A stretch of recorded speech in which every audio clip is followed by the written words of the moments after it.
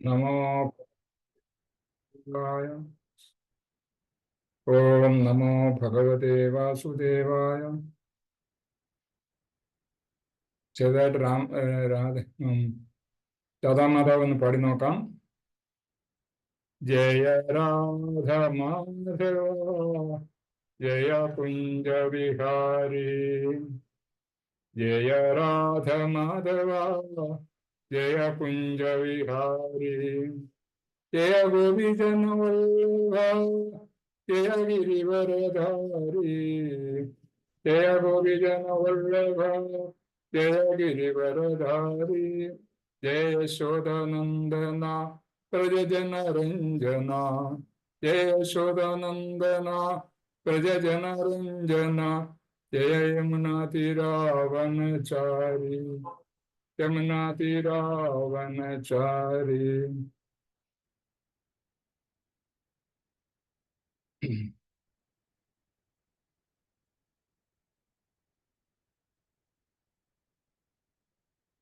ഓം വിഷ്ണുപദായ കൃഷ്ണപൃഷ്ഠായ ബദലേ ശ്രീമതേ മഹാവിഷ്ണുസ്വാമി നാമിനെ. ഓം വിഷ്ണുപദായ കൃഷ്ണപൃഷ്ഠായ ബദലേ ശ്രീമതേ മഹാവിഷ്ണുസ്വാമി നാമിനെ. ഓം വിഷ്ണുപദായ കൃഷ്ണപൃഷ്ഠായ ബദലേ ശ്രീമതേ ഭക്തി വേദാന്ത സ്വാമിനി നാമിനെ. നമസ്തേ സാരസ്വതേ ഗൗരവാണി പ്രചാരണേ നിർവിശേഷ ശൂന്യവാദി പാശ്ചാത്യഭാഷ ധാരിണേ. शिला गुरुदेव की जय जय. ग्रंथराज श्रीमद् भागवतम की जय. ओम नमो भगवते वासुदेवाय. नारायणं नमस्कृत्य नरं चैव नरोत्तमं देवीं सरस्वतीं व्यासं ततो जयमुदीरये. नष्टप्रायेषु अभद्रेषु नित्यं भागवत सेवया भगवते उत्तमश्लोके भक्तिर्भवति नैष्ठिकी.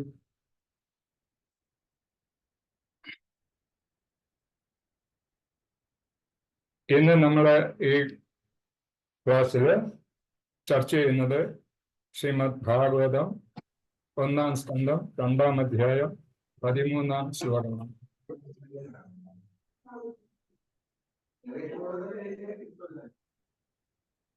അഥ പുംഭിർദ്വിജശ്രേഷ്ഠ വർണ്ണാശ്രമ വിഭാഗശ. അഥ പുംഭിർദ്വിജശ്രേഷ്ഠ വർണ്ണാശ്രമ വിഭാഗശ സ്വാനുഷ്ഠിതസ്യ ധർമ്മസ്യ സംസിദ്ധേരരിതോഷണം. അഥ പുംഭിർദ്വിജശ്രേഷ്ഠ വർണ്ണാശ്രമ വിഭാഗശ സ്വാനുഷ്ഠിതസ്യ ധർമ്മസ്യ സംസിദ്ധേരരിതോഷണം. ഈ ശ്ലോകത്തിന്റെ ഓരോ വാക്കുകളെ പറ്റി നമുക്ക് നോക്കാം. അഥ ആകയാൽ, കുംഭി മനുഷ്യരാൽ, ദ്വിജശ്രേഷ്ഠ ദ്വിജശ്രേഷ്ഠ ബ്രാഹ്മണ ശ്രേഷ്ഠൻ, വർണ്ണ ആശ്രമ 4 വിധ ജാതികളും 4 വിധ ക്രമങ്ങളും, ചതുർ വർണ്ണങ്ങളും ചതുർ ആശ്രമങ്ങളും, വിഭാഗശ വിഭാഗങ്ങളാൽ, സനുഷ്ഠിതസ്യ ഒരുവന്റെ നിഷ്ഠിത സ്വകർമ്മങ്ങൾ, ധർമ്മസ്യ ധർമ്മസംബന്ധമായ തൊഴിൽ സംബന്ധമായ, സംസിദ്ധേർ പരിപൂർണത, ഹരി പരമദിവ്യോത്തമ പുരുഷൻ, പോഷണം പ്രീതിപ്പെടുത്തുന്നു. ഈ ജയ് വിവർത്തനത്തിനും ഭാവാർത്ഥത്തിനും. ഹരേ കൃഷ്ണ. വിവർത്തനത്തിൽ പറയുന്നത് അല്ലയോ ദ്വിജശ്രേഷ്ഠ, ജീവിത വ്യവസ്ഥയും, അതായത് ആശ്രമ വ്യവസ്ഥയും വർണ്ണവ്യവസ്ഥയും ജാതി വ്യവസ്ഥ അടിസ്ഥാനമാക്കിയുള്ള നിർദ്ദിഷ്ട സ്വധർമ്മ വർണ്ണാശ്രമ വ്യവസ്ഥയ്ക്ക് അനുസൃതമായ തൊഴിൽ സംബന്ധ പ്രവർത്തനങ്ങൾ നിർവഹണത്തിലൂടെ പരമദിവ്യോത്തമ പുരുഷനെ പ്രീതിപ്പെടുത്തുക എന്ന വിശിഷ്ടമായ പരിപൂർണത ഒരാൾക്ക് പ്രാപ്തമാകുന്നു. ഭാവാർത്ഥം വായിക്കാം. ലോകത്തിലെ സർവമാന മാനവ സമൂഹവും ചതുർവർണ്ണങ്ങളിലും ചതുരാശ്രമങ്ങളിലുമായി വിഭജിച്ചിരിക്കുന്നു.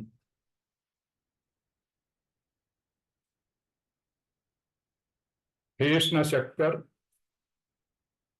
രണശക്തർ, വ്യവസായികൾ, തൊഴിലാളികൾ എന്നിങ്ങനെ 4 വർണ്ണങ്ങൾ ചതുർവർണ്ണത്തിൽ ഉൾപ്പെടുന്നു. ജനന അടിസ്ഥാനത്തിലല്ല, മറിച്ച് കർമ്മ അടിസ്ഥാനത്തിലാണ് ഈ വർണ്ണങ്ങളെ തരംതിരിച്ചിരിക്കുന്നത്. അനന്തരം ചതുർ ആശ്രമ വ്യവസ്ഥകളുമുണ്ട്. അവ വിദ്യാർത്ഥി ജീവിതം, ഗൃഹസ്ഥ ജീവിതം, സന്യാസ ജീവിതം, ഭക്തിയുത ജീവിതം എന്നീ 4 ആശ്രമങ്ങളാകുന്നു. മാനവ സമുദായത്തിന്റെ പരമസമ്പൂർണതയ്ക്കായി അത്തരം ജീവിത വ്യവസ്ഥകൾ നിശ്ചയമായും അത്യാവശ്യമാണ്. അല്ലാത്തപക്ഷം യാതൊരു സാമൂഹ്യ വ്യവസ്ഥയും ആരോഗ്യകരമായ രീതിയിൽ വികാസം പ്രാപിക്കുകയില്ല. മുകളിൽ പ്രസ്താവിച്ച എല്ലാ വിഭാഗം ജീവിത വ്യവസ്ഥകളുടെയും ലക്ഷ്യം നിശ്ചയമായും പരമദിവ്യോത്തമ പുരുഷന്റെ പരമാധികാരത്തെ ആയിരിക്കണം.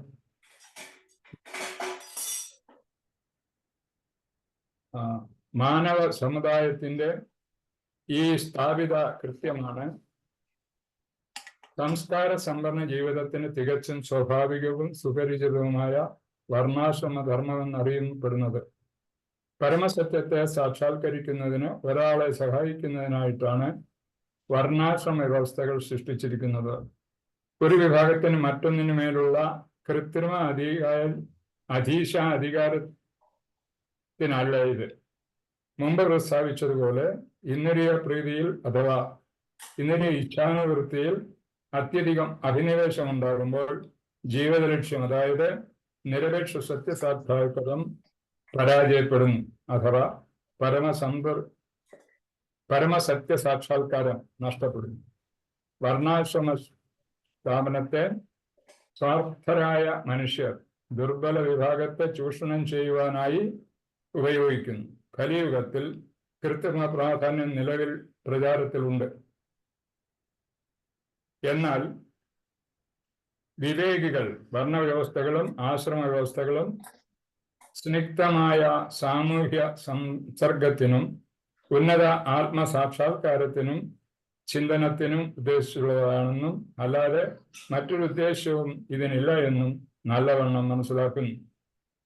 ഈ ഭാഗവത പ്രസ്താവനയിൽ ജീവിതത്തിന്റെ നിയാമകമായ ലക്ഷ്യം അഥവാ വർണ്ണാശ്രമ ധർമ്മ വ്യവസ്ഥാപിതങ്ങളുടെ ആത്യന്തികമായ പരിപൂർണത പരമദൈവത്വ പുരുഷന്റെ സംതൃപ്തിക്കായി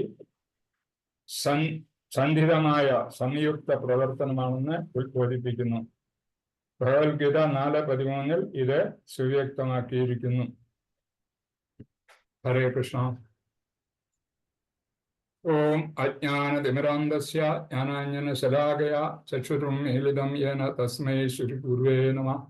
ശ്രീചൈതന്യമനോഭീഷ്ടം സ്ഥാപിതം യേന ഭൂതലേ സ്വയം രൂപ കഥാ മഹ്യം ദദാതി സ്വപദാന്തികം. വന്ദേഹം ശ്രീഗുരു ശ്രീയുതപദകമലം ശ്രീഗുരുൻ വൈഷ്ണവാൻ ച ശ്രീരൂപം സാഗ്രജാതം സഗഗണ രഘുനാഥാന്യതമിതം ശ്രീജീവ സാദ്വൈതം സവധൂതം പരിജനസഹിതം കൃഷ്ണ ചൈതന്യദേവ ശ്രീ രാധാകൃഷ്ണ പാദാൻ സഹഗണ ശ്രീ വിശാഖാന്യതം. ഹേ കൃഷ്ണ കരുണാസിന്ധു ദീനബന്ധു ജഗത്പതേ ഗോപേശ ഗോപികാകാന്ത രാധാകാന്ത നമസ്തുതേ. സപ്തകാഞ്ചന ഗൗരാംഗി രാധേ വൃന്ദാവനേശ്വരി വൃഷഭാനുസുതേ ദേവി പ്രണമാമി ഹരേ. വാഞ്ചാകൽപതരുഭ്യശ്ച കൃപാ സിന്ധുഭ്യേവ പതിതാനാം പാവനേഭ്യോ വൈഷ്ണവേഭ്യോ നമോ നമഃ. ജയ ശ്രീകൃഷ്ണ ചൈതന്യ പ്രഭു നിത്യാനന്ദ ശ്രീ അദ്വൈത ഗദാധർ ശ്രീവാസാദി ഗുരുഭക്തവൃന്ദ. ഹരേ കൃഷ്ണ കൃഷ്ണ കൃഷ്ണ ഹരേ ഹരേ, ഹരേ രാമ രാമ രാമ ഹരേ ഹരേ.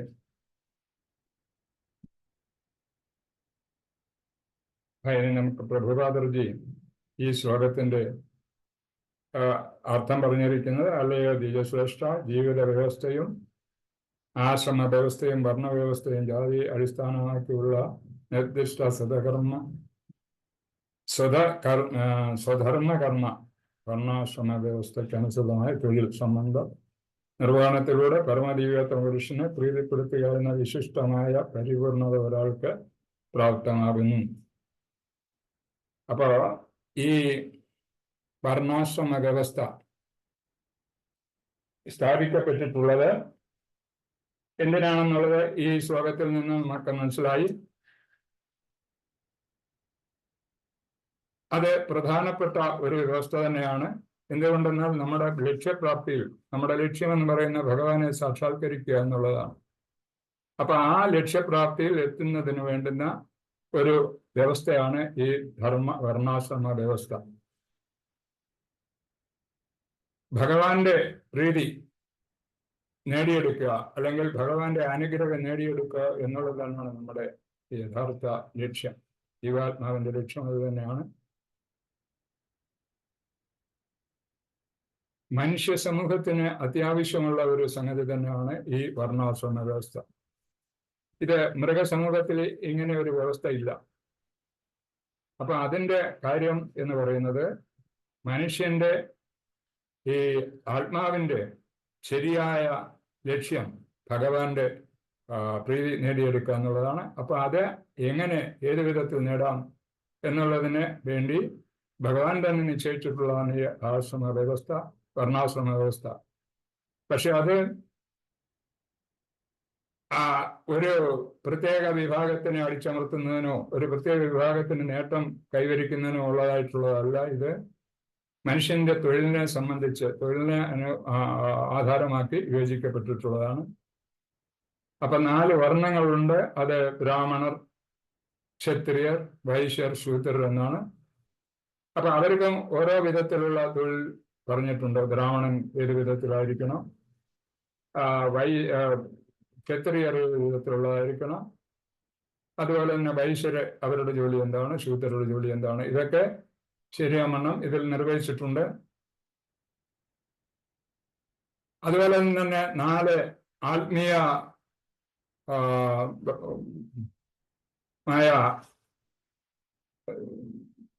ആശ്രമത്തെ പറ്റിയും പറയുന്നുണ്ട്. അത് ഒന്നാമത്തത് ബ്രഹ്മചര്യാശ്രമം, രണ്ടാമത്തത് ഗൃഹസ്ഥാശ്രമം, അതിനുശേഷം വാനപ്രസ്ഥം, പിന്നീട് സന്യാസി. അപ്പൊ ബ്രാഹ്മണന്റെ സ്വഭാവം എന്ന് പറയുന്നത് നമ്മൾ പണ്ടും പഠിച്ചിട്ടുള്ളതാണ്. അവരുടെ സ്വഭാവം, ഒരു ബ്രാഹ്മണൻ ആരെ പറ്റിയാണ് ബ്രാഹ്മണൻ എന്ന് പറയുന്നത്? ധർമ്മം, സത്യം, ശുചി, അങ്ങനെയുള്ള പല കാര്യങ്ങളാണ് ബ്രാഹ്മണർ നടക്കുന്നത്. ശമം, ദമം, സത്യം, തപസ്യ, തിരീക്ഷ, അതുപോലെ തന്നെ നമ്മുടെ വിശിഷ്ട ഗ്രന്ഥങ്ങളൊക്കെ പഠിക്കുക, അത് ജനങ്ങൾക്ക് പ്രയോജനപ്രദമായി അവർക്ക് മനസ്സിലാക്കി കൊടുക്കുക.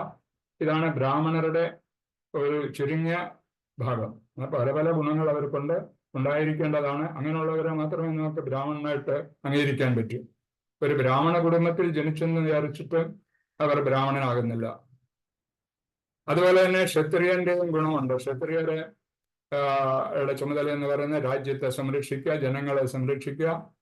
അതുപോലെ തന്നെ ജനങ്ങൾ എന്ന് പറഞ്ഞാൽ അവരുടെ ലോകത്തിലുള്ള എല്ലാ ജീവജാലങ്ങളും, ജീവൻ ഇല്ലാത്തവയെ പോലും സംരക്ഷിക്കുക. നദികള്, കുളങ്ങള്, ഇങ്ങനെയൊക്കെയുള്ള കാര്യങ്ങളൊക്കെ സംരക്ഷിക്കുക എന്ന് പറയുന്നതും രാജാവിന്റെ ഗുണമാണ്. മനുഷ്യരെ മാത്രമല്ല മൃഗങ്ങളെയും അദ്ദേഹത്തിന്റെ പരിധിയിൽപ്പെട്ട എന്തൊക്കെയുണ്ടോ അതെല്ലാം സംരക്ഷിക്കുക, അവർക്ക് നേതൃത്വം കൊടുക്കുക, അവരെ നിന്ന് ശത്രുക്കളിൽ നിന്ന് രക്ഷിക്കുക. അങ്ങനെ പല പല ഗുണങ്ങൾ ക്ഷത്രിയനുണ്ട്.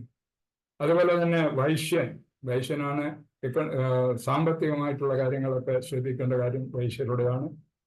അവരുടെ പ്രധാന ഗുണങ്ങൾ എന്ന് പറയുന്നത് വ്യവസായം, കൃഷി, പശു മേയ്ക്കുക, പശുവിനെ വളർത്തുക, ഇതൊക്കെയാണ് അവരുടെ ശരിയായ സ്വഭാവ ഗുണം. അതുപോലെ തന്നെ ശൂദ്രരുണ്ട്.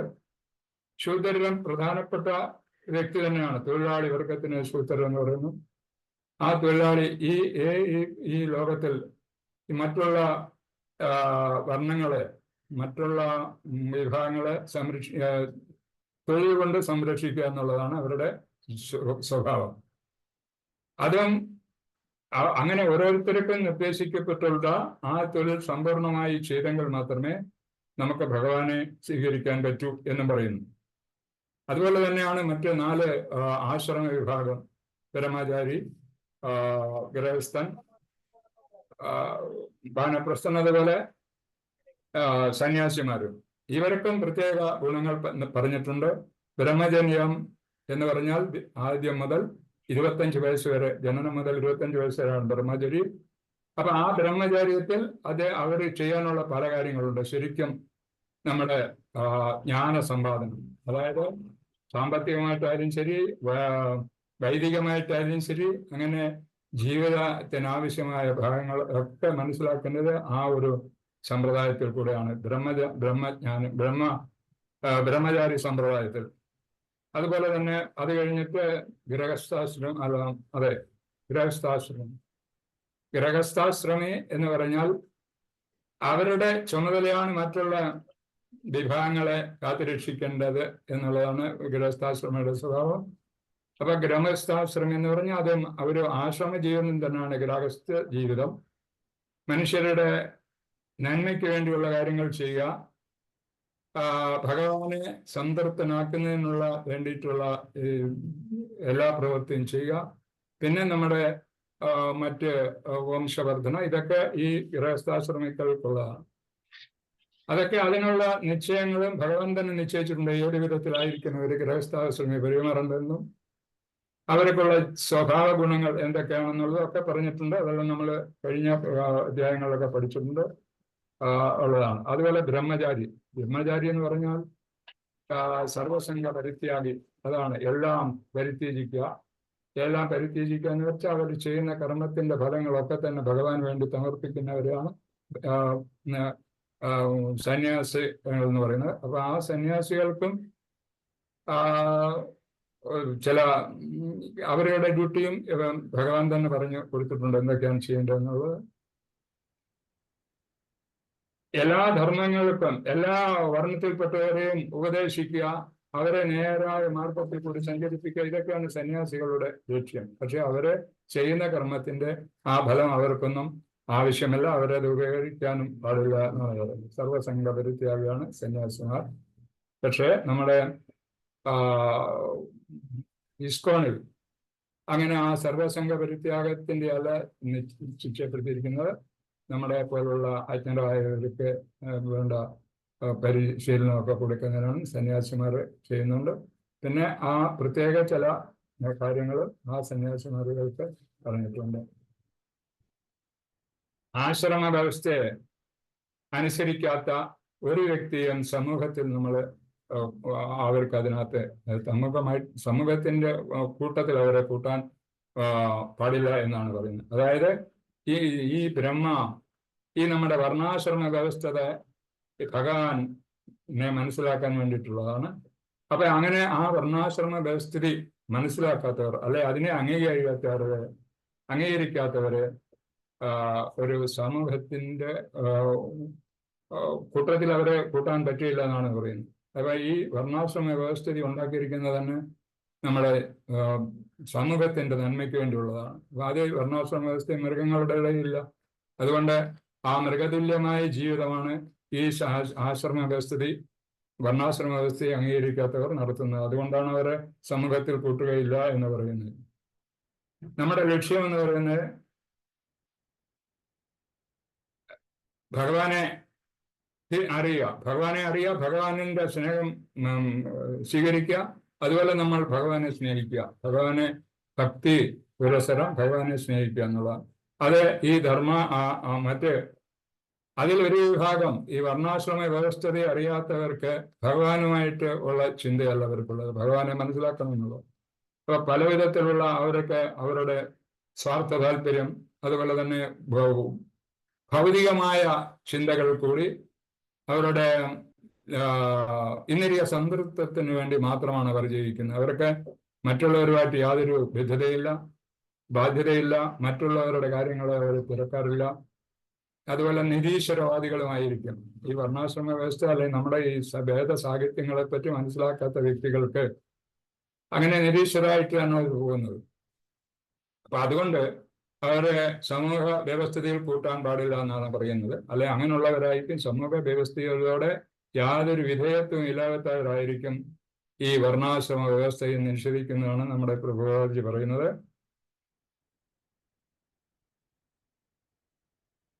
അവർക്ക് ഭൗതികതയിലാണ് അവർ സന്തോഷം കണ്ടെത്തുന്നത്. ഭൗതികത എന്ന് പറയുമ്പോൾ ഇന്ദ്രിയ സംതൃപ്തി. ഓരോ ഇന്ദ്രിയത്തിനും നമുക്ക് ഓരോ ഗുണങ്ങൾ പറഞ്ഞിട്ടുണ്ട്. ജ്ഞാനേന്ദ്രിയങ്ങൾ, അതുപോലെ കർമ്മേന്ദ്രിയങ്ങള്, അങ്ങനെയുള്ള ഇന്ദ്രിയങ്ങളുടെ ഓരോ ഇന്ദ്രിയങ്ങളുടെയും താല്പര്യത്തിന് വേണ്ടി അവർ ആ ഇന്ദ്രിയങ്ങളുടെ സംതൃപ്തിക്ക് വേണ്ടി നടക്കുന്നവരാണ് അവര്. അപ്പം അതാണ് ഭൗതികമായിട്ടുള്ള ചിന്തയ്ക്ക് പോകുന്നത്. ആത്മീയമായിട്ടുള്ള ചിന്ത എന്ന് പറയുന്നത്, ആത്മീയം എന്ന് പറഞ്ഞാൽ ഭഗവാനെ തിരിച്ചറിയാം.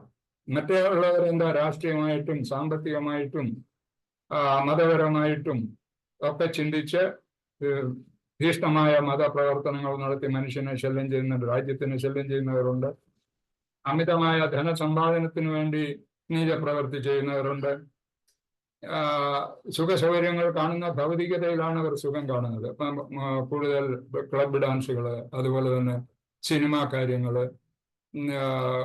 ഒരുപാട് ആഡംബരമായിട്ടുള്ള വസ്തുക്കൾ വാങ്ങിക്കൂട്ടുക, കൂടുതൽ സമ്പത്തിന് ബാങ്കിൽ നിക്ഷേപിക്കുക, ഇങ്ങനെയൊക്കെയുള്ള കാര്യങ്ങളിലായിരിക്കും ഈ ഭൗതികതയിൽ ആഗ്രഹിക്കുന്നവർ ആകൃഷ്ടരായിട്ടുള്ളവർ. അപ്പൊ അവരുടെ ഇന്ദ്രിയ സംതൃപ്തിക്ക് വേണ്ടിയിട്ടുള്ള കാര്യങ്ങളായിരിക്കും അവർ ചെയ്തുകൊണ്ടേ ഇരിക്കുന്നത്.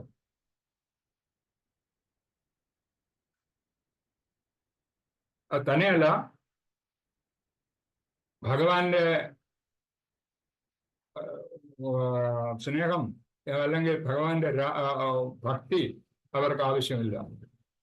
അപ്പം അതേസമയത്ത് ഈ വർണ്ണാശ്രമ വ്യവസ്ഥയിലുള്ളതാണെങ്കിൽ ഭഗവാന്റെ ഭക്തി സമ്പാദിക്കുന്നതിന് വേണ്ടി എല്ലാ കാര്യങ്ങളും ചെയ്യും. അപ്പൊ അങ്ങനെയുള്ള ഒരു ശാരീരിക സംബന്ധമായിട്ടുള്ള സുഖ സൗകര്യത്തിന് വേണ്ടായിരിക്കും ഈ ഭൗതികവാദികൾ അല്ലെങ്കിൽ ഈ വർണ്ണാശ്രമ വ്യവസ്ഥയെ അനുസരിക്കാത്തവർ പോകുന്നത്. യഥാർത്ഥ ഭഗവാനെ പറ്റി മനസ്സിലാക്കുന്നവരും അതുപോലെ ആത്മചിന്തയും ഉള്ളവരാണ് യഥാർത്ഥ ആത്മാക്കളല്ല, യഥാർത്ഥ മനുഷ്യർ എന്ന് പറയുന്നത്. മറ്റുള്ളവർ, നമ്മുടെ ഈ വർണ്ണാശ്രമ വ്യവസ്ഥയിൽ ചിന്തിക്കുന്നവരെ ശാരീരികമായിട്ടുള്ള വ്യവസ്ഥകളല്ല കൂടുതൽ അവർ ഇഷ്ടപ്പെടുന്നത്. ഭഗവാന്റെ ആന്തരിക ശക്തി, അതായത് പരമാത്മാവിന്റെ ആത്മാക്കളായ നമ്മളുടെ ആത്മീയമായിട്ടുള്ള കാര്യങ്ങളായിരിക്കും അവർ ചിന്തിച്ചുകൊണ്ടിരിക്കുന്നത്.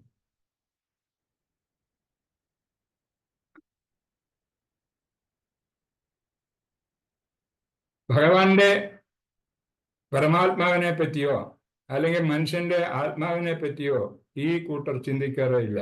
അവരൊക്കെ ശാരീരിക സംബന്ധമായിട്ടുള്ള കാര്യങ്ങളാണ്. അതായത് ഈ നമ്മൾ ധർമാശ്രമ വ്യവസ്ഥിതി മനസ്സിലാക്കാത്തവർക്കുള്ള കാര്യം.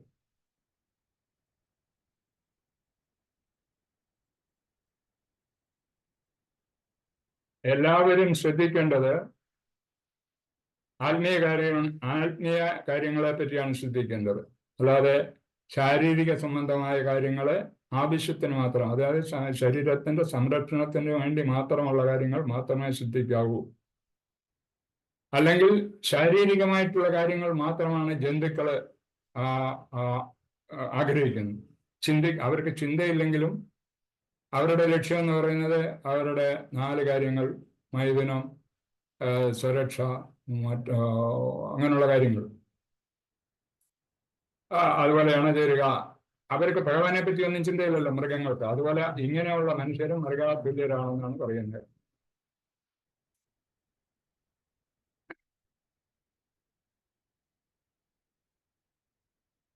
അവിടെ നമ്മുടെ ഈ ഭാഗവതം രചിക്കുന്നത് തന്നെ, അല്ല, ഭാഗവതത്തിന്റെ കഥ പറഞ്ഞുകൊണ്ട് ഇരിക്കുന്നത് തന്നെ നൈമിഷാരണ്യത്തിലുള്ള ശ്രേഷ്ഠരായ ദ്വിജന്മാരാണ്. ആ ദ്വിജന്മാരൊക്കെ കൂടി നമ്മുടെ കലിയുഗത്തിൽ നമുക്കുണ്ടാകുന്ന പ്രശ്നങ്ങളെ പറ്റി പരിഹരിക്കുന്നതിന് അവരെന്താ മാർഗം എന്നുള്ളത് ആരാഞ്ഞുകൊണ്ടിരിക്കുകയാണ്. ദ്വിജന്മാർ എന്ന് പറഞ്ഞാൽ 2 ജന്മം ഉള്ളവർ എന്നാണ് അതിന്റെ അർത്ഥം. ദ്വിജജന്മം ഉള്ളവരെന്ന് പറഞ്ഞാൽ 3 കുട്ടികൾക്ക് അങ്ങനെ ജന്മം ഇല്ല, ദ്വിജന്മാരാകുന്നില്ല. നമ്മുടെ ബ്രാഹ്മണരും ക്ഷത്രിയരും വൈശ്യരും ദ്വിജന്മാരാണ്. അവർ ദ്വിജന്മാരെന്ന് പറയുന്നത് എന്താണെന്ന് വെച്ചാൽ 2 ജന്മം. 2 ജന്മം എങ്ങനെയാണ്? അവരുടെ ജന്മന ജനിക്കുന്നത് അച്ഛനും അമ്മയും എന്നും ജനനം ഉണ്ടാകുന്ന ആദ്യത്തെ ജന്മം. രണ്ടാമത്തത്, ഹരേ കൃഷ്ണ, കേൾക്കാം? ഹരേ കൃഷ്ണ മാതാജി, കേൾക്കുന്നുണ്ടോ? കേൾക്കുന്നുണ്ട് പ്രഭുജി. ഹരേ കൃഷ്ണ. കേൾക്കുന്നുണ്ടല്ലോ. കാരണം ഇവിടെ നെറ്റ് പോയി സംഭവം കാണിച്ചു. കേൾക്കുന്നുണ്ട്. അപ്പം മാതാവിന്റെയും പിതാവിന്റെയും ഇത് ആയിട്ട് മാതാവിനും പിതാവിനുമായിട്ട് ജനിക്കുന്ന ഒരു ജന്മം. രണ്ടാമത് ഗുരുവിനും വൈദികമായ ശാസ്ത്രങ്ങൾക്കും വേണ്ടി പഠിക്കാൻ അത് രണ്ടും കൂടെ ചേർന്നുണ്ടാകുന്ന രണ്ടാം ജന്മം. അങ്ങനെ ദ്വിജന്മം. രണ്ടാമത്തെ ജന്മത്തില് ഗുരു അച്ഛനും വൈദിക ശാസ്ത്രങ്ങളൊക്കെ തന്നെ അമ്മയുമായിട്ടാണ് കണക്കാക്കിയിരിക്കുന്നത്. പ്രഭാകർജി പറയുന്നതാണിത്. അങ്ങനെ രണ്ട് ജന്മമുള്ളവര് ദ്വിജർ എന്ന് പറയുന്നു. പക്ഷേ ഈ ജന്മം ഇതൊക്കെ ചെയ്തെങ്കിലും ശരി, അവര് എന്നും ബ്രാഹ്മണ കുലത്തിലോ അല്ലെങ്കിൽ ജനിച്ചാൽ തന്നെയും അവരെ ദ്വിജരായില്ലെങ്കിൽ അവരെ ദ്വിജബന്ധുക്കൾ എന്നാണ് പറയുന്നത്. ദ്വിജബന്ധുക്കൾ ദ്വിജാണ് സ്ത്രീയും ശൂദ്രരും അതുപോലെ തന്നെ താഴെ വർഗത്തിലുള്ള. പൊതുവെ ഭാഗവതത്തിൽ പറയുന്ന അത് പണ്ടത്തെ കാര്യമാണ്. പണ്ട് ഈ ഭാഗവതത്തിന്റെയൊക്കെ രചന സമയത്ത് അന്ന് സ്ത്രീകൾക്കും ശൂദ്രർക്കും മറ്റേ ദ്വിജബന്ധുക്കൾക്കും ഒന്നും ശരിയായ ബോധം ഇല്ലായിരുന്നു എന്നാണ് പറയുന്നത്. അപ്പൊ അതുകൊണ്ട് ബുദ്ധിയിൽ ശകലം കുറവുണ്ടെന്ന് അന്ന് പറയുന്നു. പക്ഷെ ഇന്ന് അതെല്ലാം മാറിയിട്ടുണ്ട്. എല്ലാവരും ശ്രേഷ്ഠരാണ്. അപ്പം അത് പ്രത്യേകിച്ച് നമ്മുടെ ഈ ഭാരതത്തിൽ മാത്രമാണ് ഇങ്ങനെ ഈ ദ്വിജന്മാരുള്ളതൊക്കെ. മറ്റുള്ള ഭാഗങ്ങളിലൊക്കെ ഈ കലിയുഗത്തിൽ ജനിക്കുന്നവരൊക്കെ അവരെ ശൂദ്രരായിട്ട് തന്നെയാണ് കണക്കാക്കുന്നത്. ഇവിടെയും ജനനത്തിൽ ശൂദ്രരാണ്, പിന്നീടാണ് ഈ ദ്വിജന്മാരാകുന്നതും. നമ്മൾ ശരിക്കും ഉയർന്ന ഭാഗത്തിലേക്ക് വരുന്ന നമ്മുടെ കൃഷ്ണാവതപഥത്തിലും അതുപോലെ തന്നെ സാധാരണക്കാര് ശൂദ്രര് ഒരുപാട് ശൂദ്രര് മറ്റുള്ളവരെല്ലാം തന്നെ ആ വൈഷ്ണവത്തിൽ വരണമെങ്കിൽ അവര് ദീക്ഷ സ്വീകരിക്കുന്ന സമ്പ്രദായമുണ്ട്. ഒരു ഗുരുവിനെ സ്വീകരിച്ചിട്ട് അങ്ങനെ അവരുടെ ആത്മീയ ഗുരുവായിട്ട് മാറി അതിന്റെ ശിഷ്യത്വം സ്വീകരിച്ച് അവർ മറ്റ് എല്ലാ പ്രവർത്തനങ്ങളും ചെയ്യുമ്പോൾ അവരും മാറിയിരിക്കും. അപ്പൊ അങ്ങനെ കലിയുഗത്തിൽ എല്ലാ ഭാഗത്തും എല്ലാവരും ജനിക്കുന്ന ശൂദ്രന്മാരായിട്ടാണെന്ന് പറയുന്നത്.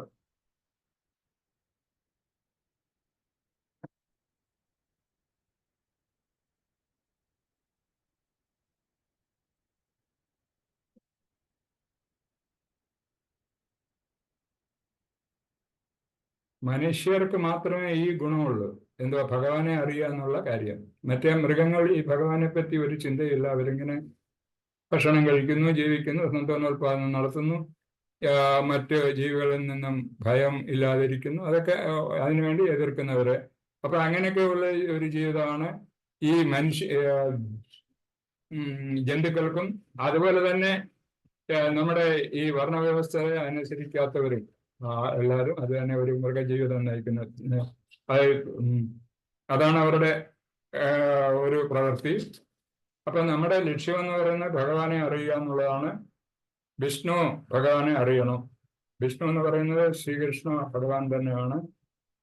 ആ കൃഷ്ണനെ അറിയാത്തവരെയാണ് ദ്വിജബന്ധുക്കൾ എന്നും പറയുന്നത്. കൃഷ്ണനെ അറിയണമെങ്കിൽ ഇങ്ങനെ ദ്വിജരായി മാറണം. അതുപോലെ തന്നെ സാധാരണക്കാർ നമ്മുടെ കൃഷ്ണാവബോധത്തിൽ ദീക്ഷ സ്വീകരിച്ചതിന് ശേഷമേ നമുക്ക് ഒരു യഥാർത്ഥ ജീവിതം നയിക്കാൻ പറ്റുമെന്ന് പറയുന്നുണ്ട്. മഹാഭാരതം രചിച്ചിരിക്കുന്നത് ഈ ശ്ലോകത്തിൽ പറയുന്നത് മഹാഭാരതം, പ്രഭുപാദർജി പറയുന്നത് മഹാഭാരതം രചിച്ചിരിക്കുന്നത് ഇങ്ങനെ ബുദ്ധിപരമായി കുറഞ്ഞ വിഭാഗത്തിൽപ്പെട്ട ജനങ്ങൾക്കും മനസ്സിലാകാൻ വേണ്ടിയാണ് എന്നാണ് പറയുന്നത്.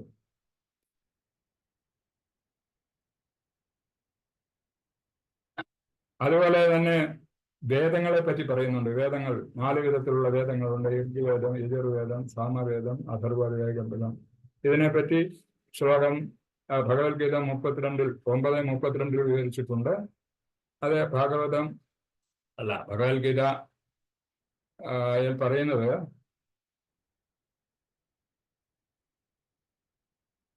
മാഹി പാർത്ഥ വ്യാപശ്രുത്യായ യേ അഭിസോ പാപയോനയ സ്ത്രീയോ വൈശ്യസ്തഥാ ശൂദ്രാസ്തേ അഭി യാന്തി പരാംഗതി. അപ്പൊ ഇതിനകത്ത് പറയുന്നത് ആരൊക്കെ ആയാലും ശരി, അവർ ഭർത്ത എന്നെ ആശ്രയിക്കുന്നവർ അധമകുലത്തിൽ പിറന്നവരോ സ്ത്രീകളോ കച്ചവടക്കാരോ ശൂദ്രരോ ആരായാലും ശരി പരമപദം പ്രാപിക്കും. എന്നെ ആശ്രയിക്കുന്നവർ അതാണ് പ്രധാനപ്പെട്ടത്. എന്നെ ആശ്രയിക്കാനായ ഭഗവാന് കൃഷ്ണ ഭഗവാന് നമ്മൾ ആശ്രിതരാകണം, അല്ലെങ്കിൽ സ്വയം അർപ്പിക്കണം. അതിന് അങ്ങനെ ചെയ്യുകയാണെങ്കിൽ ഏത് വർഗത്തിൽപ്പെട്ടവർക്കും ഭഗവാന്റെ അടുത്തെത്താൻ സാധിക്കും. അങ്ങനെ തന്നെയാണ് ഈ ശ്ലോകത്തിന്റെയും അർത്ഥത്തിൽ പറഞ്ഞിരിക്കുന്ന അതിന്റെ വിവർത്തനത്തിൽ പറയുന്നത്. ഏത് വിധത്തിലായാലും ശരി, ഭഗവാനെ ആത്മാർത്ഥമായി ചിന്തിക്കുകയാണെങ്കിൽ, ഏത് സമയവും ഭഗവാനെ തന്നെ നമ്മൾ ചിന്തിച്ചു കൊണ്ടിരിക്കുകയാണെങ്കിൽ, അതതിൻ്റെ ഭഗവാനെ അർപ്പിതനായി നമ്മൾ ജീവിക്കുകയാണെങ്കിൽ ഭഗവാൻ, അതുപോലെ തന്നെ ഭഗവത്ഗീതയിൽ വേറെയും ശ്ലോകം പറയുന്നുണ്ട്, ഭഗവാനെ എല്ലാ കർമ്മങ്ങളെല്ലാം നമ്മൾ വിട്ടിട്ട് ഭഗവാനെ സറണ്ടറാകുക, ഭഗവാനിൽ അർപ്പിക്കുക. ഒരു ശരീരത്തെ ഭഗവാനെ അർപ്പിക്കുകയാണെങ്കിൽ ഭഗവാന് ഈ ധർമ്മകർമ്മങ്ങളൊക്കെ നമ്മളെ അവർ പറയുന്നത് എന്ന് പറയുന്നത് നിങ്ങൾക്ക് പ്രശ്നമല്ല. ഭഗവാന് അത് വളരെ പ്രയാസപ്പെട്ട കാര്യമാണ്, ഭഗവാനെ അർപ്പിക്കുക എന്നുള്ളത്. നമ്മൾ അദ്ദേഹത്തിന്റെ കാൽക്കൽ നമസ്കരിച്ച് എപ്പോഴും ഭഗവാൻ, ഏത് സമയത്തും കൃഷ്ണനായിരിക്കണം എന്നുള്ളതുണ്ട്. നമ്മളെ ഭൗതികമായിട്ടുള്ള നമ്മുടെ കയ്യിലുള്ള വസ്തുക്കളെ പറ്റിയോ മക്കളെ പറ്റിയോ കുഞ്ഞുങ്ങളെ പറ്റിയോ അതുപോലെ തന്നെ നമ്മുടെ എന്തുമാത്രം ധനമുണ്ടോ സ്വർണമുണ്ടോ കാറുണ്ടോ മറ്റു കാര്യങ്ങളൊക്കെ വിട്ടിട്ട് രണ്ട് കൈയും മേലോട്ട് പൊക്കി ഹരേ കൃഷ്ണ കൃഷ്ണ കൃഷ്ണ ഹരേ ഹരേ ഹരേ രാം എന്നുള്ള മന്ത്രം സദാ ജപിച്ചുകൊണ്ടിരിക്കുകയാണെങ്കിൽ ഭഗവാന്റെ അടുത്ത് തന്നെ എത്താൻ സാധിക്കും എന്ന്, അതാണ് നമ്മുടെ ലക്ഷ്യവും.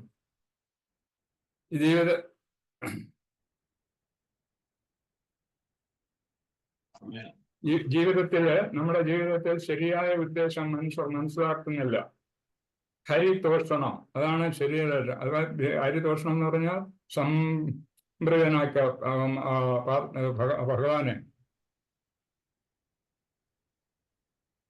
ഭഗവാൻ, അതായത് കൃഷ്ണനെ സംതൃപ്തനാക്കുക, അതാണ് നമ്മുടെ പരമ ലക്ഷ്യം. അതിന് ഹരിതോഷണം ഒന്നേ കിട്ടിയുള്ളൂ.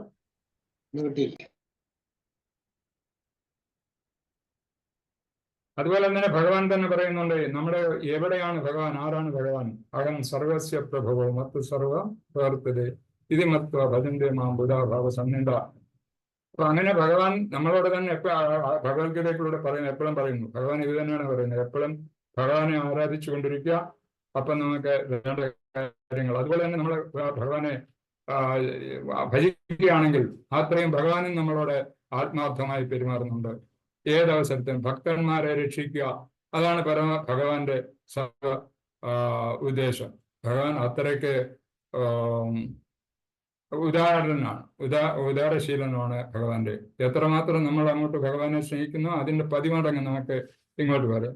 ഭഗവാന്റെ ഉദ്ദേശം തന്നെ, ഭഗവാന്റെ ഏതവസ്ഥയിൽ ഭഗവാന്റെ ജന്മം തന്നെ അതിനു വേണ്ടിയിട്ടാണ്. ഭഗവാൻ ഇവിടെ ആവിർഭവിച്ചത് തന്നെ ഇങ്ങനെ ഭക്തജനങ്ങളെ രക്ഷിക്കാനും അതുപോലെ ദുർവൃത്തികളായ ജനങ്ങളെ നശിപ്പിക്കാനും വേണ്ടിയാണ്. അങ്ങനെ അതുപോലെ തന്നെ അത് ഭഗവാൻ ഏത് വിഷമഘട്ടത്തിലും ഭഗവാൻ നമ്മളെ രക്ഷിക്കും. അതായത് ഭക്തനെ രക്ഷിക്കുന്നത് ഭഗവാൻ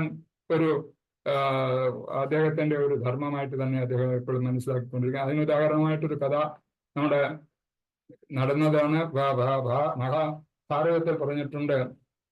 അതായത് ദുര്യോധനന്റെ അടുത്ത് ദുർവാസാവും അദ്ദേഹത്തിന്റെ കൂട്ടരുമായിട്ട് എത്തുന്നു. അത് ദുര്യോധനെ ഒരു സഹായിക്കാൻ വേണ്ടി, ഒരു ആശീർവാദം കൊടുക്കാൻ വേണ്ടിയാണ് അവിടെ എത്തുന്നത്. ദുര്യോധനന്റെ അടുത്ത് 60,000 ശിഷ്യന്മാരും ദുർവാസാവുമായിട്ട് അവിടെ എത്തുന്നു. അപ്പൊ അവിടെ എത്തുമ്പോൾ ദുര്യോധനന്റെ അടുത്ത് എത്തുന്നതിന് ദുര്യോധനെ ആശീർവദിക്കാൻ വേണ്ടിയിട്ടാണ്. അദ്ദേഹത്തിന്റെ ഭരണകാര്യങ്ങളും അദ്ദേഹത്തിനുള്ള പ്രയാസങ്ങളും ഒക്കെ മാറാൻ വേണ്ടി അദ്ദേഹത്തിനെ ആശീർവദിക്കാൻ വേണ്ടിയിട്ടാണ് ദുർവാസാവ് അവിടെ എത്തുന്നത്. അപ്പൊ ദുർവാസാവ് അവിടെ എത്തിയെങ്കിലും ഈ മനുഷ്യൻ, അതായത് നമ്മുടെ ദുര്യോധനൻ, ധൃതരാഷ്ട്രപുത്രനായ ദുര്യോധനൻ, അദ്ദേഹം നല്ല സ്വഭാവ ഗുണമുള്ളവനായതുകൊണ്ട് അദ്ദേഹത്തിന്റെ മനസ്സിൽ അന്നേരം ഉദിക്കുന്നത് എന്താന്ന് വെച്ചാൽ, പാണ്ഡവര് വാനപ്രസ്ഥം നടക്കുന്ന, അതായത് വനത്തിൽ ജീവിക്കാൻ വേണ്ടി അവരെ പറഞ്ഞു വിട്ടിരിക്കുന്ന സമയമായിരുന്നു. അപ്പൊ അന്ന് വിചാരിച്ചു, ശരി, ഈ അവസരം തന്നെ നമുക്ക് മുതലാക്കാം, ഇവരെ ദ്രോഹിക്കാൻ എന്താണ് മാർഗം? ദുര്യോധനൻ അങ്ങനെ പറഞ്ഞു, ശരി ഭഗവാൻ, എനിക്ക് ഇപ്പം അങ്ങയുടെ ഈ ഉപദേശങ്ങൾ സ്വീകരിക്കാൻ തൽക്കാലം വൈമനസ്യമുണ്ട്, ക്ഷമിക്കണം. അതുകൊണ്ട് ഞാൻ പറയുന്നു, എൻ്റെ ജ്യേഷ്ഠനായ ധർമ്മപുത്രരും കൂട്ടരും, അതായത് പാണ്ഡവർ വസിക്കുന്ന ഒരു സ്ഥലമുണ്ട്. അവർ കാട്ടിലാണ് ഇപ്പോൾ ഉള്ളത്. അപ്പൊ അതുകൊണ്ട് അവിടെ ചെന്ന് അവർക്കുള്ള ഉപദേശങ്ങൾ കൊടുത്തിട്ട്, അല്ലെ അനുഗ്രഹങ്ങൾ കൊടുത്തിട്ട് പിന്നെ എനിക്ക് തന്നാൽ മതി. കാരണം എൻ്റെ ജ്യേഷ്ഠനും കൂടെ ആണല്ലോ. അപ്പൊ അദ്ദേഹത്തിനല്ലേ ആദ്യം കൊടുക്കേണ്ടത് എന്നൊക്കെ പറഞ്ഞ് വളരെ കൂളായിട്ട് ദുർവാസാവിനെ പറഞ്ഞ് പാണ്ഡവർ താമസിക്കുന്ന സ്ഥലത്തേക്ക് വിടുന്നു. അപ്പൊ ഈ നമ്മുടെ ദുർവാസാവും അദ്ദേഹത്തിന്റെ ശിഷ്യഗണങ്ങളായ 60,000 സന്യാസിമാരും കൂടെ, ശിഷ്യരും കൂടെ ചേർന്ന് ധർമ്മപുത്രരുടെ അടുത്തെത്തുന്നു, ഭരണശാലയിലെത്തുന്നു. അപ്പൊ ഇത് കണ്ടപ്പോ രാജാവിന്റെ ധർമ്മമാണല്ലോ ബ്രാഹ്മണരെ ശുശ്രൂഷിക്കുക, അല്ലെ ബ്രാഹ്മണക്ക് വേണ്ടുന്ന എല്ലാം ചെയ്തു കൊടുക്കേണ്ടത് അദ്ദേഹത്തിന്റെ ധർമ്മമാണ്, ഒരു രാജാവിന്റെ ധർമ്മമാണ്. പ്രത്യേകിച്ചും ധർമ്മപുത്രരായ ശ്രേഷ്ഠനായ രാജാവാണ് അദ്ദേഹം. അപ്പൊ അദ്ദേഹത്തിന് ഇവരെയൊക്കെ കണ്ടപ്പോൾ വളരെ സന്തോഷം. ഒക്കെ എല്ലാവരും ഭക്ഷണത്തിന് റെഡിയാവണം, എല്ലാവരും പോയി ഗംഗാസ്നാനം ചെയ്തിട്ട് വരിക. അപ്പൊ നമുക്ക് ഇവിടെ ഞാൻ അപ്പോഴത്തേക്കെല്ലാം റെഡിയാക്കാമെന്ന് പറഞ്ഞു വിട്ടു. പറഞ്ഞു വിടുന്ന സമയത്തും അദ്ദേഹത്തിന് അടുക്കളയിലെ കാര്യമൊന്നും ശ്രദ്ധയില്ല. ഇവിടെ എന്ത് നടക്കുന്നുള്ളതും അദ്ദേഹം ശ്രദ്ധിക്കുന്നില്ല. അദ്ദേഹത്തിന്റെ ധർമ്മം ശരിയായിട്ട് നടക്കാൻ വേണ്ടിയിട്ട് അവരോട് പറഞ്ഞു, പോയി സ്നാനം കഴിഞ്ഞ് പെട്ടെന്ന് വരിക, നമുക്ക് വേണ്ടുന്ന കാര്യങ്ങളൊക്കെ ചെയ്യാം എന്ന് പറഞ്ഞ് അദ്ദേഹത്തെ പറഞ്ഞു വിടുന്നു. പറഞ്ഞു വിട്ടതിന് ശേഷം അവരെല്ലാം ഗംഗാ സ്നാനത്തിനായിട്ട് പോകുന്നു. പോയി കഴിഞ്ഞിട്ട് തിരിച്ചു വരുമ്പോഴേക്ക് അവർക്ക് ഭക്ഷണമൊക്കെ റെഡിയാവണം. അപ്പൊ അത് പാഞ്ചാലി അറിയുന്ന ആ സമയത്ത്, ദ്രൗപദി അറിയുന്ന ആ സമയത്താണ്.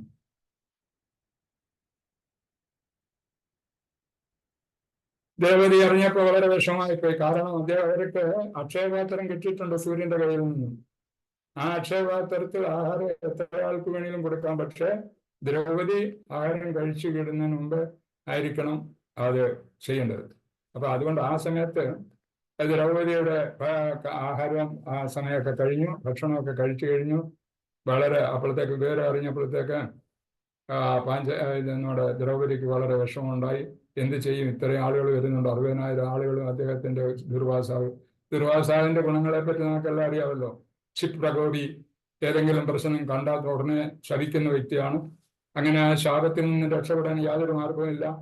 അപ്പൊ അങ്ങനെ കൃഷ്ണ ഭഗവാനെ രക്ഷിക്കണേ എന്നുള്ള ചിന്ത നമ്മുടെ ദ്രൗപദിയിൽ ഉണ്ടാകുന്നു. ദ്രൗപദി അപ്പൊ ഭഗവാനെ ധ്യാനിക്കുന്നു. വിഷമിച്ചങ്ങനെ നിൽക്കുന്ന സമയത്ത് ഭഗവാൻ എങ്ങനെയോ അവിടെ എത്തിച്ചേർന്നു. അതാണ് ഭക്തൻ വിളിച്ചാൽ ഭഗവാൻ അവിടെ എത്തും. പക്ഷെ ആ ഭക്തൻ ഭക്തനായിരിക്കണം. അപ്പൊ അങ്ങനെ ആ ഭക്തരുടെ അടുത്ത് കൃഷ്ണൻ ഉടനെ എത്തുന്നു. പക്ഷെ അദ്ദേഹം ആവശ്യപ്പെടുന്ന എന്തെങ്കിലും എനിക്ക് കഴിക്കാൻ വേണം, എനിക്ക് വളരെ വിശക്കുന്നുണ്ട്, എന്ത് തന്നാലും തരണം. അപ്പൊ അദ്ദേഹം ദ്രൗപദി ഉടനെ പറയുന്നു, എനിക്ക് യാതൊരു നിവൃത്തിയില്ല. ഇപ്പൊ ഞാൻ ഭക്ഷണം കഴിച്ചു കഴിഞ്ഞാൽ ആ പാത്രം കാലിയാകുന്നുള്ളത്, അത് ശൂന്യമാകുന്നുള്ളത് ഭഗവാനും അറിയാമല്ലോ, ഞാൻ എന്ത് ചെയ്യുന്നു? ശരി, സാരമില്ല, നീ ഒരു കാര്യം ചെയ്യും, അതിനകത്ത് എവിടെങ്കിലും ഒന്ന് നോക്ക്, എന്തെങ്കിലും കിട്ടുമോ. അപ്പൊ ഉടനെ അവര് അതേപ്പറ്റി നോക്കുന്നു. ഭഗവാന്റെ അനുഗ്രഹം ഉണ്ടായിരിക്കും. ചിലപ്പോൾ ഒരു ക്ഷീരയുടെ ഒരു ചെറിയ അംശം എവിടെ മൂലൊക്കെ കണ്ടിരുന്നു. അതെടുത്ത് ഭക്തിപരസരം, ഭഗവാനെ പ്രീതിപ്പെടുത്താൻ ഭക്തിപരസരം എന്തും കൊടുക്കാം. അതായത് പത്രമോ പുഷ്പമോ ജലമോ ഫലമോ ഏത് വേണമെങ്കിലും ഭഗവാന് കൊടുക്കാം. അപ്പൊ ഭഗവാൻ പ്രീതിപ്പെടും. ഭഗവാന് പ്രീതിപ്പെടണമെങ്കിൽ അത് ചെയ്യേണ്ട വിധം കൂടെ പറഞ്ഞിട്ടുണ്ട്. ഭക്തിപരസരം ചെയ്യണം. അല്ല ഇദ്ദേഹം വന്നുപോയല്ലോ, ഇതിനു വേണ്ടി എങ്ങനെയെങ്കിലും ചെയ്യാമെന്നുള്ള രീതിയിൽ ചെയ്താൽ നമുക്കെല്ലാം പറ്റുന്ന സംഗതി ഇതാണ്. നമ്മളെ ആത്മാർത്ഥമായ ഭക്തി ഇല്ലാത്തത് കൊണ്ട് നമ്മളെയൊക്കെ ഭഗവാനെ കാണാൻ പറ്റുന്നില്ല, ഭഗവാന്റെ അനുഗ്രഹം പെട്ടെന്നുണ്ടാകുന്നില്ല. അപ്പൊ അതിന് ശരിയായ ഭക്തി, ആത്മാർത്ഥമായ ഭക്തിയോടുകൂടി ദ്രൗപദി ആ ചീരയല്ല കൃഷ്ണന് കൊടുത്തു. കൃഷ്ണന് കൊടുത്തിട്ട് അദ്ദേഹം സന്തോഷപൂർവ്വം അത് വായ്ക്കുള്ളിൽ ഇടുകയും അതിന് എല്ലാവരും സുഭിക്ഷമായിട്ടിരിക്കട്ടെ, എല്ലാവരും സമ്പൂർണരായിരിക്കട്ടെ എന്ന് അനുഗ്രഹിക്കുകയും ചെയ്തു.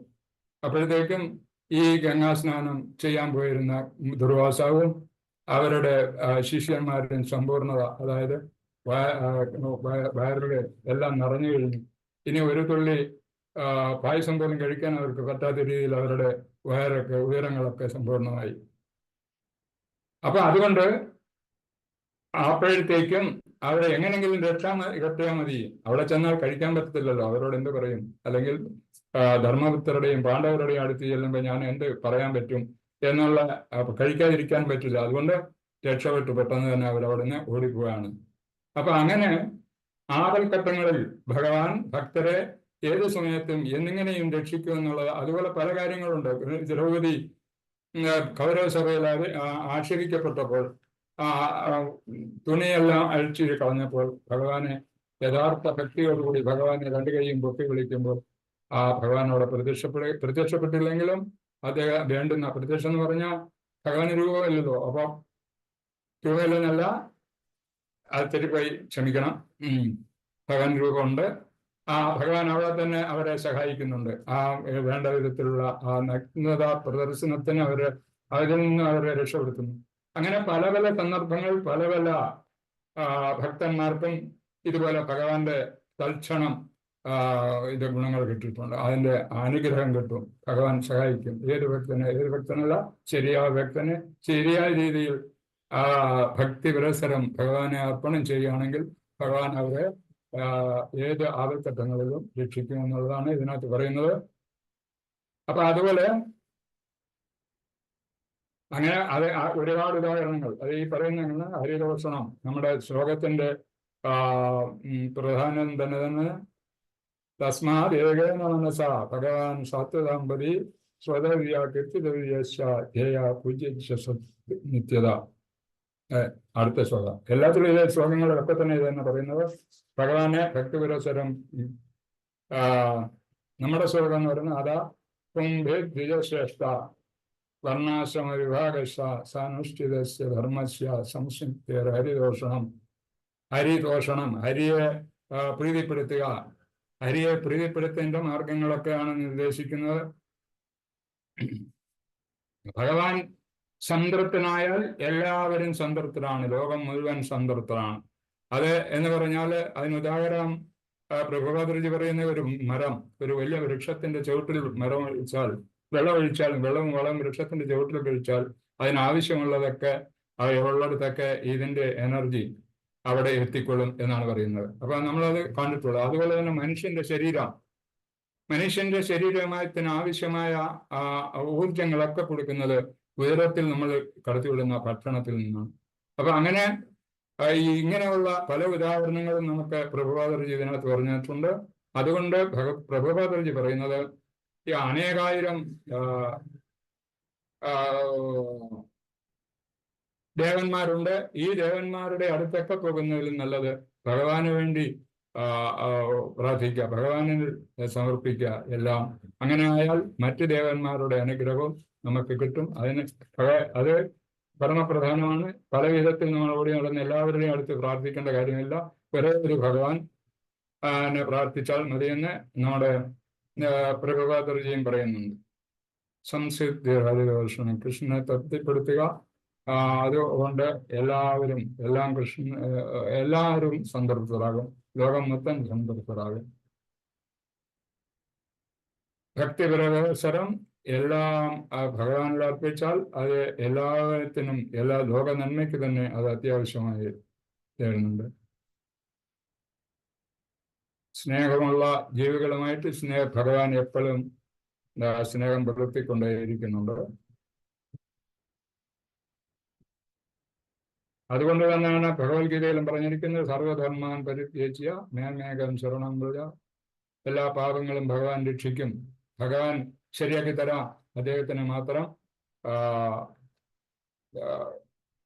ഭജിക്കൂ എന്ന് പറയുന്നുണ്ട്. മറ്റ് നമ്മളെ പല പല കാര്യങ്ങളെ അർജുനന് കൃഷ്ണൻ പറഞ്ഞു കൊടുക്കുന്നുണ്ട്. കർമ്മകാണ്ഡങ്ങള്, മറ്റ് കാര്യങ്ങള്, ഭഗവാന്റെ ഇതെങ്ങനെ യോഗാഭ്യാസം എങ്ങനെ ആയിരിക്കണം, അതൊക്കെ പറഞ്ഞു കൊടുക്കുന്നുണ്ട് കൃഷ്ണന്.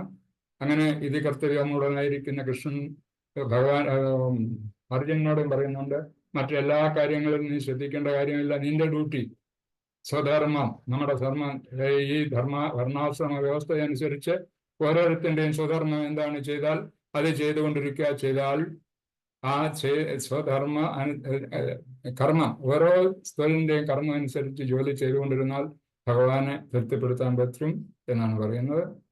അപ്പൊ അത് ഈ ശ്ലോകത്തിന്റെ ചുരുക്കം അത് തന്നെയാണ്. ഭഗവാന് വേണ്ടി അർപ്പിക്കുക, നമുക്ക് ഭഗവാൻ എല്ലാവിധ ഐശ്വര്യങ്ങളും തരും. വർണ്ണാശ്രമ വ്യവസ്ഥ ഉണ്ടാക്കിയിരിക്കുന്നു. അതിനു വേണ്ടിയിട്ടാണ് നാട്ടിലെ പലരും പറയുന്നത് വർണ്ണാശ്രമ വ്യവസ്ഥ ഇങ്ങനെ പല വർഗത്തിനെ അടിച്ചമർത്താൻ വേണ്ടിയിട്ടുള്ളതാണെന്നും ഇന്നത്തെ ആധുനിക യുഗത്തിൽ രാഷ്ട്രീയക്കാർ എന്തെല്ലാം ഇതിനെപ്പറ്റി പറഞ്ഞുണ്ടാക്കുന്നു. അപ്പൊ അതൊന്നും നമ്മൾ ശ്രദ്ധിക്കരുത്. കൃഷ്ണ അവബോധം ഉള്ളവർ കൃഷ്ണനെ മാത്രം വിചാരിക്കുക, മനസ്സിൽ എപ്പോഴും ഹരേ കൃഷ്ണ മഹാമന്ത്രം ജപിക്കുക, അത് അപരാധമില്ലാതെ ജീവിക്കുക, നമ്മൾ പറഞ്ഞിട്ടുള്ള നിയമങ്ങളൊക്കെ അനുസരിക്കുക, ഏത് സമയത്തും ഭഗവാനെ ധ്യാനിച്ചുകൊണ്ട് നമ്മളെല്ലാവരും ജീവിതം നയിക്കുക. ഇതാണ് നമുക്ക് ചെയ്യാനുള്ള ഏറ്റവും പ്രധാനപ്പെട്ട മാർഗം എന്ന് പറഞ്ഞുകൊണ്ടും എല്ലാവരുടെയും ക്ഷേമത്തിനായി ഭഗവാനോട് പ്രാർത്ഥിച്ചുകൊണ്ടും ഞാൻ ഇവിടെ നിർത്തുന്നു. ഹരേ കൃഷ്ണ.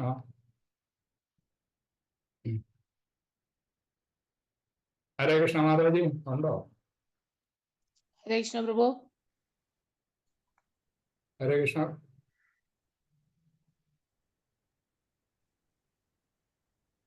ഹരേ കൃഷ്ണ. നിർത്തരുത് മാതാജി. ഹരേ കൃഷ്ണ. ഹരേ കൃഷ്ണ. ഹരേ കൃഷ്ണ. അതായത് പ്രഭുജി നല്ലൊരു ക്ലാസ് ആയിരുന്നു. പ്രഭുജി കാര്യമായിട്ട് കാര്യങ്ങൾ പറഞ്ഞു. അപ്പൊ ഈ വർണ്ണാശ്രമ വ്യവസ്ഥകളും അതായത് വർണ്ണ ആശ്രമ വ്യവസ്ഥകൾ പറയുന്നപ്പോ നമുക്കിപ്പോ ആശ്രമ വ്യവസ്ഥകൾ പറയുമ്പോ 4 വ്യവസ്ഥകൾ പറയുന്നത് ബ്രഹ്മചര്യം, ഗാർഹസ്ഥ്യം, വാനപ്രസ്ഥം, സന്യാസം. അപ്പൊ ഈ 4 വ്യവസ്ഥകൾ അതായത് ഇതിൽ പറയുന്നുണ്ട് പരമദിവ്യത്വം പുരുഷന്റെ പരമാധികാരത്തെ പ്രതിപ്പെടുത്തുന്നതായിരിക്കണം. മാനവ സമുദായത്തിന്റെ ഈ സ്ഥാപിത കൃത്യമാണ് സംസ്കാര സമ്പന്ന ജീവിതത്തിനും തികച്ചും സ്വാഭാവികവും സുപരിചിതവുമായ വർണ്ണാശ്രമ ധർമ്മം. വാസ്തവത്തില് ഈ ആശ്രമ വ്യവസ്ഥ അനുസരിച്ച് നമുക്ക് ഡിവോട്ടികൾക്ക് പോലും ജീവിക്കാൻ പറ്റുന്നില്ല. ഇപ്പൊ 50 കഴിഞ്ഞവര്, 60 കഴിഞ്ഞ 50 വയസ്സ് വരെ ഗൃഹസ്ഥാശ്രമം പാടുള്ളൂ. 50 കഴിഞ്ഞ് 60 കഴിഞ്ഞ് 70 കഴിഞ്ഞവർക്ക് പോലും ഈ ഗൃഹസ്ഥ ആശ്രമ ജീവിതത്തിൽ നിന്ന് വിടുതൽ കിട്ടുന്നില്ല. അതൊരു വലിയ ദുഃഖസത്യം തന്നെയാണ്. അതിന് ഞാനിപ്പോ പറഞ്ഞു വരുന്നത് ആ വ്യവസ്ഥകൾ അംഗീകരിച്ച് ജീവിക്കാൻ നമുക്ക് ആർക്കും പറ്റുന്നില്ല. പക്ഷെ ഡിവോട്ടീസ് ഇനിയുള്ള ചെറുപ്പക്കാരെങ്കിലും മനസ്സിലാക്കണം അതിനെപ്പറ്റി. അതായത് ശരീര സംബന്ധമായ കാര്യങ്ങൾ നമ്മളിപ്പോ 70 വയസ്സ് കഴിഞ്ഞാലും സ്ത്രീകൾക്ക് 75 വയസ്സ് വരെ, അതായത് വാനപ്രസ്ഥം വരെ പറയുന്നു. 50 വയസ്സ് കഴിഞ്ഞാൽ ഗൃഹസ്ഥാശ്രമം ഉപേക്ഷിക്കണമെന്നും അതെ ആർക്ക് പറ്റുന്നുണ്ട്. വാനപ്രസ്ഥത്തിൽ പോകണമെന്നാണ് പണ്ട് പറഞ്ഞുകൊണ്ടിരുന്നത്. അല്ലെ അങ്ങനെ പറയുന്നുണ്ട്. ഇന്ന് നമുക്ക് ഡിവോട്ടീസിന് പോലും പറ്റുന്നില്ല അത്. ഇന്നത്തെ സാഹചര്യത്തിൽ എനിക്ക് 85 വയസ്സായി, പക്ഷെ ഇന്ന് ഞാൻ ഗൃഹസ്ഥാശ്രമിയായിട്ടാണ് നടക്കുന്നത്. അതാണ് അതിന് ആ ഒരു വ്യവസ്ഥാപിതം സ്ഥാപിക്കാൻ വേണ്ടി നമുക്ക് നമ്മുടെ ആശ്രമ വ്യവസ്ഥകൾ അനുസരിക്കാൻ ഒരു സംവിധാനം ഇനി വരുന്ന ചെറുപ്പക്കാരെങ്കിലും അത് ചിന്തിക്കേണ്ടിയിരിക്കുന്നു എന്ന് ഞാൻ പറയുന്നത്. ഹരേ കൃഷ്ണ. ഹരിബോൾ. പറയാണെങ്കിൽ കുറെ അധികം പറയാനുണ്ട്. ഭഗവത്ഗീത പോലും പാഠ്യ വിഷയത്തിൽ ഉൾപ്പെടുത്താൻ ഇന്നത്തെ ലോകത്തിലുള്ളവർ സമ്മതിക്കുന്നില്ല. പിന്നല്ലേ ഭാഗവതം ഉൾപ്പെടുത്തുന്നത്. അപ്പൊ അങ്ങനെ അല്ല പ്രഭുജി, ഞാൻ പറഞ്ഞു വന്നത് നമ്മളിപ്പോ ഡിവോട്ടീസിന് തന്നെ അങ്ങനെ ഒരു വർണ്ണാശ്രമ അല്ലെങ്കിൽ നമുക്ക് വേണേ ചെയ്യാം. പക്ഷെ നമ്മളത് ശ്രദ്ധിക്കുന്നില്ല, അത് പോകുന്നില്ലെന്നേ ഉള്ളല്ലോ. നമുക്ക് ഇപ്പൊ ഗ്രഹത്തിൽ നമ്മളൊന്നും ചെയ്തില്ലെങ്കിലും ഇന്ന് നമ്മൾ മരണപ്പെട്ടു പോയ ഗ്രഹം നടക്കത്തില്ല. ഗ്രഹത്തിൽ ബാക്കിയുള്ളവർ ജീവിക്കുമല്ലോ. വാനപ്രസ്ഥം എന്ന് പറഞ്ഞാൽ കാട്ടിൽ പോകണമെന്നൊന്നും ഇല്ലല്ലോ. അങ്ങനെയല്ല, വാനപ്രസ്ഥം എന്ന് പറഞ്ഞാൽ കാട്ടിൽ പോകുന്നൊന്നുമില്ല. വീട്ടുകാരുമായിട്ട് സെപ്പറേറ്റ് ആയിട്ട് ഇരിക്കുക. നമ്മുടെ ഈ ഭക്തന്മാർക്ക് ഒത്തുകൂടിയിട്ട് ഒന്ന് സൗണ്ട് വളരെ കുറവായിരിക്കുന്നു. ഭക്തന്മാർക്ക് ഒത്തുകൂടി വാർദ്ധക്യത്തിൽ ഒത്തുകൂടിയിട്ട് ഭഗവാന്റെ സേവ ചെയ്യാൻ ഒരു സംവിധാനം നമ്മൾക്ക് ആശ്രമങ്ങൾക്ക് ചെയ്യാം. ഇപ്പം ഇസ്കോണിന് തന്നെ ചെയ്യാം. ഭഗവാൻ അല്ല, നമ്മുടെ പ്രഭുപാദർജി പറയുന്നില്ലേ, ഓരോ ഗൃഹത്തിലും അമ്പലങ്ങൾ ഉണ്ടാകുക. അതായത് അമ്പലം എന്ന് പറഞ്ഞാൽ അവിടെ ഭഗവാനെ പൂജിക്കുക. അത് നമുക്കിപ്പം ഇന്നത്തെ കാലത്ത് വേറെ പോയി അതിൻ്റെ വീട്ടിൽ പോയി കുത്തിയിരുന്ന് നമുക്ക് മാറ്റാൻ പറ്റത്തില്ല. അപ്പൊ അതുകൊണ്ട് നമ്മുടെ വീട്ടിൽ തന്നെ ഒരു റൂമോ ഒട്ടും സൗണ്ട് ഇല്ല. ഉണ്ടാക്കുക. നമ്മളെ വാനപ്രസ്ഥത്തിന് നമ്മുടെ വൈദിക ഗ്രന്ഥങ്ങളൊക്കെ പഠിക്കുക, നമ്മുടെ മറ്റേ ഇതുപോലുള്ള സംഗതികളൊക്കെ നമ്മൾ ബന്ധപ്പെടുക. അപ്പൊ നമ്മളൊരു വാനപ്രസ്ഥ ജീവിതം തന്നെ നയിക്കുന്നത്. വീട്ടുകാര്യങ്ങൾ അധികം ശ്രദ്ധിക്കാതിരിക്കുക. ശ്രദ്ധിക്കുക എന്ന് പറഞ്ഞാൽ അവർ കുട്ടികൾ വഴക്കുണ്ടാക്കുമ്പോൾ നമ്മളതിലുള്ള കൊച്ചുമക്കളൊക്കെ അവർക്ക്. അപ്പൊ അങ്ങനെയൊക്കെയുള്ള കാര്യം നമുക്ക് വാനപ്രസ്ഥം വീട്ടിൽ തന്നെ നടക്കാൻ പറ്റുന്ന കാര്യമാണ്. നമ്മൾ ശ്രമിക്കണമെന്ന് മാത്രമേ ഉള്ളൂ. ഹരേ കൃഷ്ണ. ഹരിബോൾ. പറയാൻ എളുപ്പമാണ്, പ്രാവർത്തികമാക്കാൻ കുറച്ച് ബുദ്ധിമുട്ടുണ്ട്. പ്രാവർത്തികമാക്കണം മാതാജി, പ്രാവർത്തികമാക്കണം. ഇത്രയൊക്കെ ഞാൻ ഇതുപോലെ പ്രാവർത്തികമാക്കാനൊക്കെ പ്രയാസമാണ്. പക്ഷെ എങ്കിലും നമ്മൾ ഒന്നും വേണ്ട, നമ്മൾ ഹരേ കൃഷ്ണ മന്ത്രം ജപിക്കാറുള്ള സമയത്തിനും കാലത്തിനും. നമ്മൾ 24 മണിക്കൂർ നമുക്ക് ജയിക്കാനൊന്നും പറ്റിയില്ലെങ്കിലും കാലത്തെ ഒരു 4 മണിക്കൂറിന് വേണ്ടി ചിലവാക്കുക, വൈകിട്ട് ഒരു 3 മണിക്കൂർ ചിലവാക്കുക. അപ്പൊ ഭഗവാന്റെ ഇത്രയും മതി. ഹരേ കൃഷ്ണ. ഓക്കെ പ്രഭുജി. ഹരേ കൃഷ്ണ. ഹരേ കൃഷ്ണ. ഹരേ കൃഷ്ണ മാതാജി. ഹരേ കൃഷ്ണ പ്രഭു. താങ്ക് യു പ്രഭു. ഹരേ കൃഷ്ണ. വേറെ ആർക്കും ഡൗട്ട്സ് ഒന്നും വേറെ ഒന്നും ഇല്ലെങ്കിൽ നമുക്ക് ക്ലോസ് ചെയ്യാം. പ്രഭു വളരെ നല്ല ക്ലാസ് ആയിരുന്നു. വളരെ വളരെ മനോഹരമായ ക്ലാസ്. ഇനിയും മുന്നോട്ട് വരണം പ്രഭു. 85 വയസ്സുള്ള പ്രഭുവിന്റെ മനോഹരമായ ക്ലാസ് ആണ് നമ്മൾ ഓരോരുത്തരും കേട്ടത്. ഭക്തിയിൽ വന്നതുകൊണ്ട് പ്രഭു വളരെ യങ്ങായി കാണപ്പെടുന്നു പ്രഭു. വളരെ സന്തോഷം. നന്ദി ഹരേ കൃഷ്ണ പ്രഭുജി. സന്തോഷം. ഹരേ കൃഷ്ണ പ്രഭു. വളരെ നല്ല ക്ലാസ് ആണ്. ഹരേ കൃഷ്ണ. അത് പ്രഭുവിന്റെ വായിന്ന് തന്നെ ഇത് കേൾക്കുമ്പോൾ നമുക്കൊരു ഇത്രയും വർഷത്തിന്റെ ഒരു എക്സ്പീരിയൻസ് പ്രഭുവിന് കിട്ടുന്നു നമുക്ക്. വളരെ നല്ല ദുജന്റെ നല്ലതായിരുന്നു പ്രഭു. നന്നായി എക്സ്പ്ലെയിൻ ചെയ്തു. ഹരേ കൃഷ്ണ. ഹരേ കൃഷ്ണ. ഹരേ കൃഷ്ണ പ്രഭു. താങ്ക് യു സോ മച്ച് പ്രഭു. ഹരേ കൃഷ്ണ. ഹരേ കൃഷ്ണ പ്രഭുജി. ഹരേ കൃഷ്ണ പ്രഭുജി. എല്ലാവർക്കും ഹരേ കൃഷ്ണ. ഹരേ കൃഷ്ണ. നമോ നമഃ. ഹരേ കൃഷ്ണ. താങ്ക് യു പ്രഭു. ഹരേ കൃഷ്ണ.